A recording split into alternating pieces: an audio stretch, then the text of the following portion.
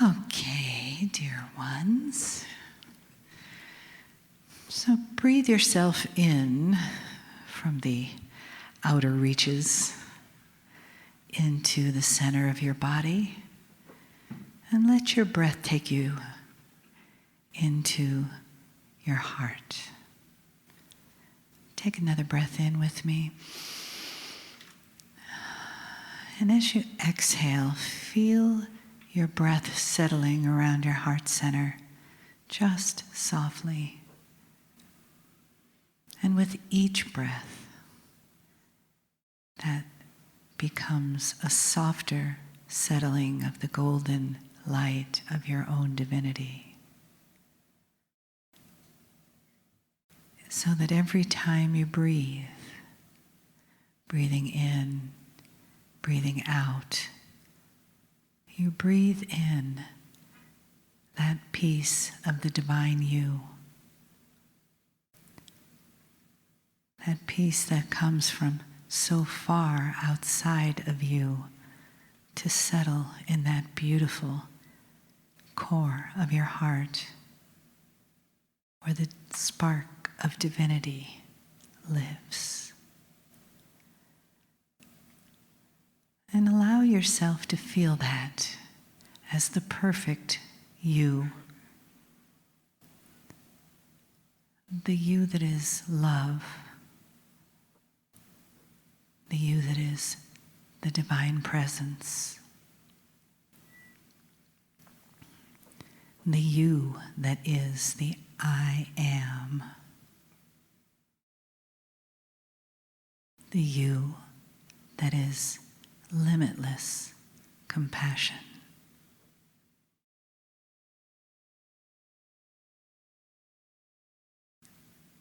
Feeling that spark burning just brightly inside, knowing it's exactly, perfectly you.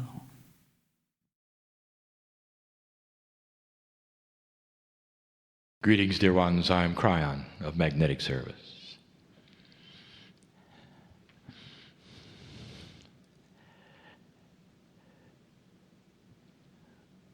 The message is short, but profound. The process that you see here is not accepted as real. And so I speak to those right now who have a special dispensation of logic in their minds, where they have opened that which is a belief channel to include the potential of what you see.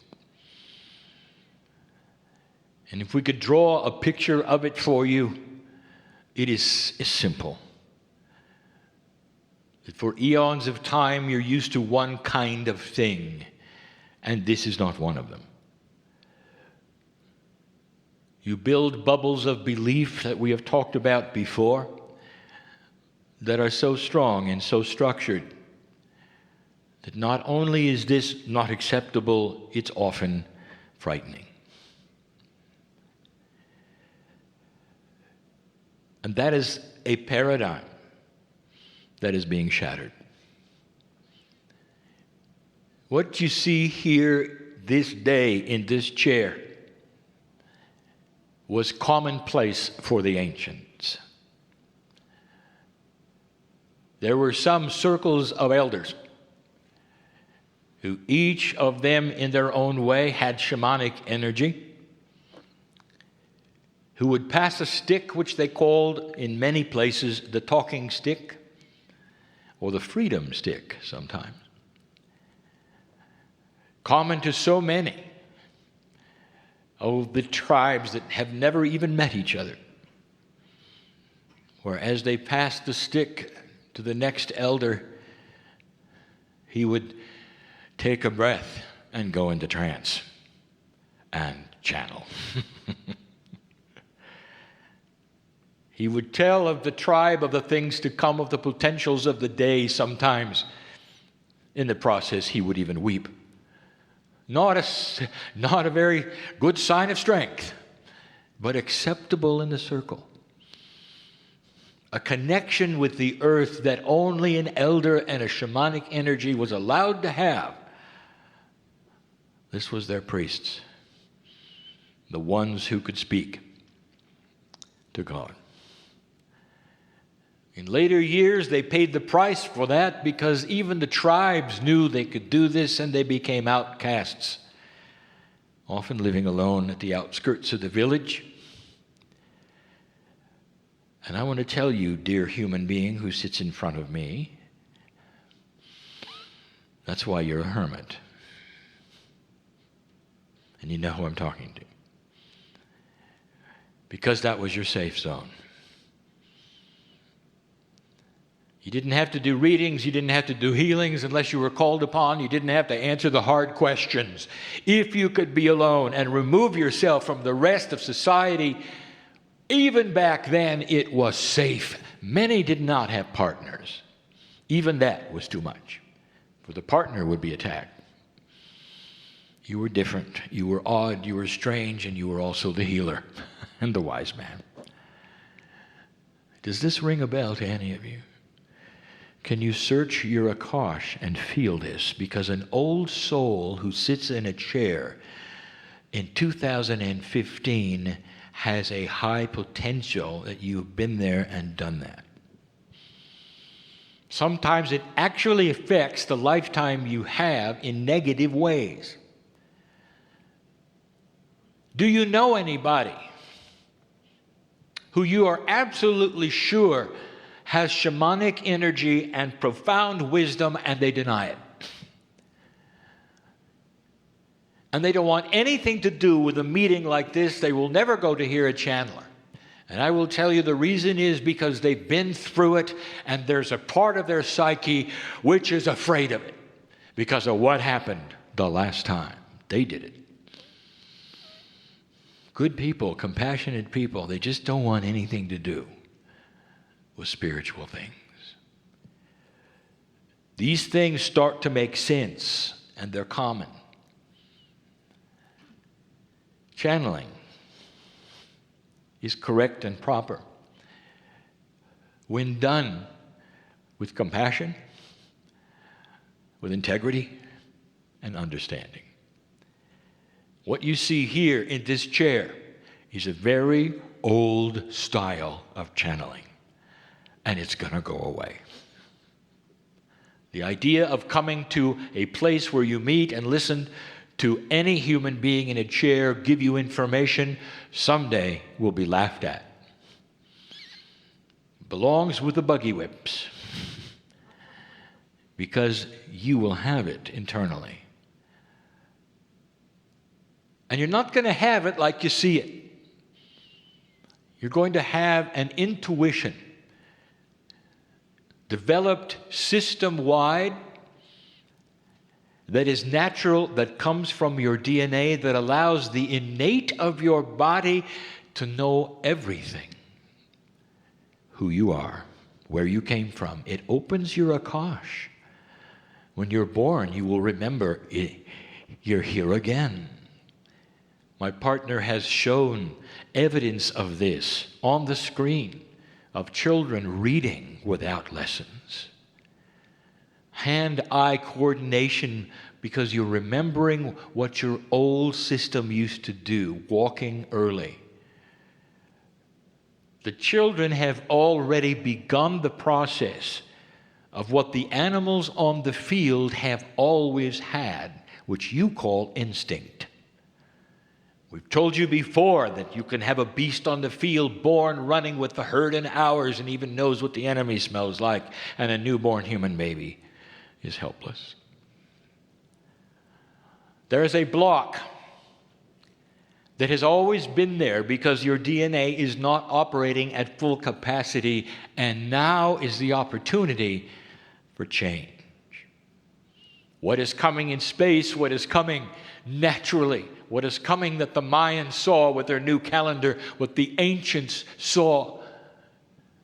We have a Hopi master here. He knows, for it is ancient. The prophecy that a day would come where humanity would finally start to have the wisdom of the ages. That's the prophecy that we speak of. Not new, but old.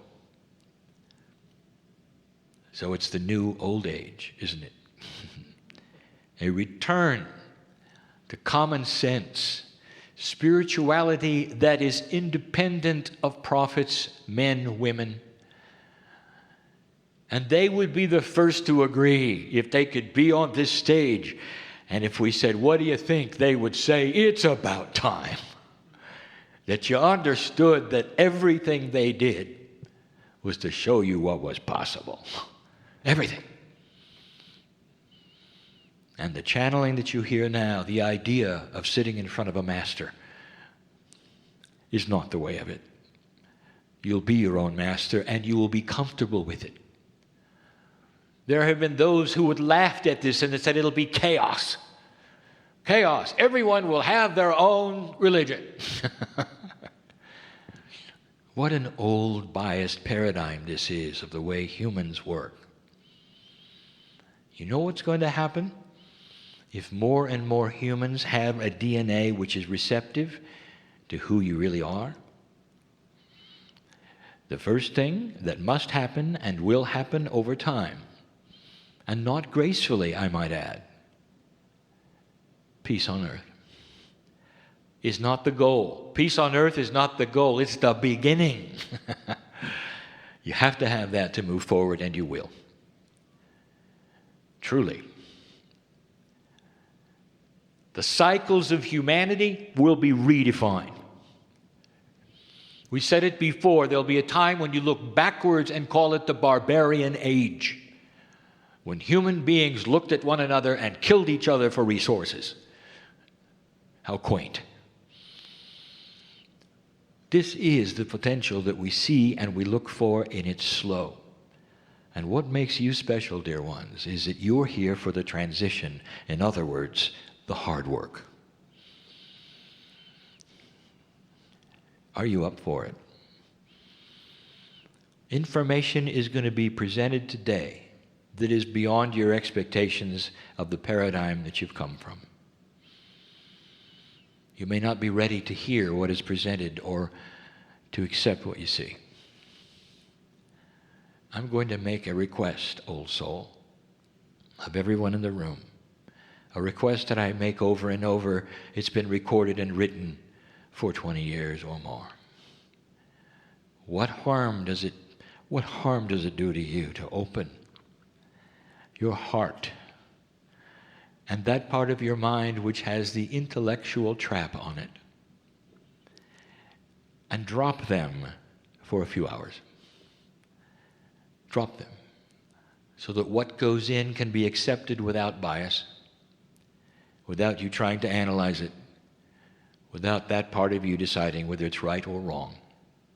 Let it go in so it can be judged, if you need to, at a later time through your heart.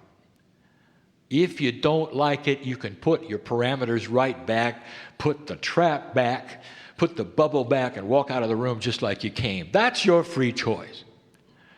Or not. For if you allow for a few hours an expansion of your belief, you'll walk out of this room changed forever. That is what we ask. Why not? What have you got to lose to absorb something that is grand, unbelievable, and is the new reality? I'll be back. And so it is.